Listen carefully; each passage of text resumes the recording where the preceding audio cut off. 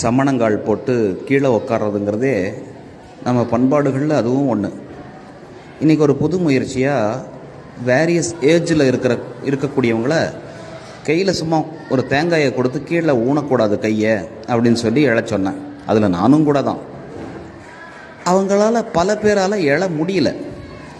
பல பேர் எழுந்தாங்க, சில பேர் தான் எழலை. என்ன காரணம் அப்படின்னா, ஒபிசிட்டி இருக்கிறவங்க கூட எழுந்தாங்க, ஓரளவு குண்டாக இருக்கிறவங்க கூட எழ முடிஞ்சது. ஆனால் ஒல்லியாக இருக்கிறவங்க பல பேரால் எழ முடியல. என்ன காரணம்னா, கீழே உட்காந்தே பழக்கம் இல்லை, கீழே உட்காந்து சாப்பிட்றதில்ல, கீழே உட்காந்து பேசுகிறதில்ல, எல்லாமே சேரு டைனிங் டேபிள் இப்படி போயிட்டுருக்குது. ஆனால் பாருங்கள், இந்த வீடியோவில் என்ன அழகாக எழுறாங்க, ஒரு சிலரால் எவ்வளவு கஷ்டப்பட்டு எழுறாங்க அப்படின்னு பாருங்களேன்.